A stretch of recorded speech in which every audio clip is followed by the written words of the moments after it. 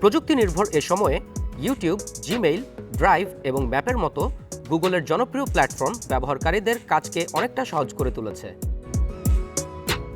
আপনি কি সার্চ করছেন, কি দেখছেন তা অন্যের জানার সুযোগও কিন্তু রয়েছে, কারণ ব্যবহারকারীর ইন্টারনেট ব্রাউজিংয়ের তথ্য সংরক্ষিত রাখা হয়। পরবর্তীতে সেগুলো বিজ্ঞাপন দেখানোর ক্ষেত্রে ব্যবহৃত হয়। অর্থাৎ টার্গেটেড অ্যাডসের ক্ষেত্রে ব্যবহারকারীদের এসব তথ্য কাজে লাগায় সংশ্লিষ্টরা।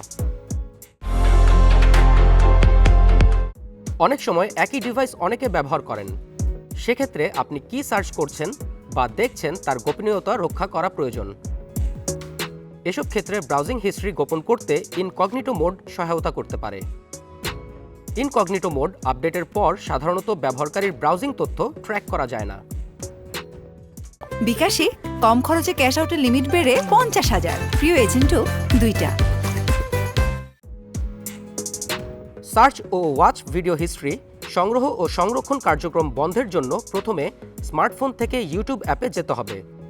এরপর নিচে থাকা প্রোফাইল ছবিতে বা নামে ট্যাপ করলেই অ্যাকাউন্টের নামের নিচে বিভিন্ন অপশন দেখা যাবে। এসব অপশন থেকে টার্ন অন ইনকগনিটো মোড চালু করলেই ইউটিউব আর আপনার তথ্য সংগ্রহ করবে না। কম্পিউটার থেকে সার্চ ও ওয়াচ ভিডিও হিস্ট্রি সংগ্রহ ও সংরক্ষণ কার্যক্রম বন্ধের জন্য প্রথমে ইউটিউবের ওয়েবসাইট চালু করতে হবে।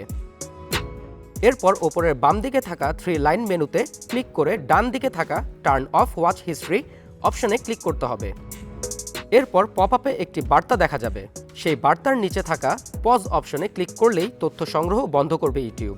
সার্চ হিস্ট্রি ডিলিট করতে অ্যাপের সার্চ অপশনে ক্লিক করতে হবে। এরপর দীর্ঘক্ষণ প্রেস করে একের পর এক তথ্য ডিলিট করতে পারবেন। একইভাবে ভিউ হিস্ট্রি ডিলিট করতে আপনাকে ইউটিউব সেটিংসে যেতে হবে। এরপর ম্যানেজ অল হিস্ট্রি অপশনে ক্লিক করতে হবে। এবার গুগল অ্যাকাউন্টে ক্লিকের অপশন দেখাবে। যখনই আপনি এতে ক্লিক করবেন তখন যে কোনো একটি অ্যাকাউন্টকে বেছে নিতে বলবে। এরপর অটো ডিলিট অপশন ট্যাপ করতে হবে।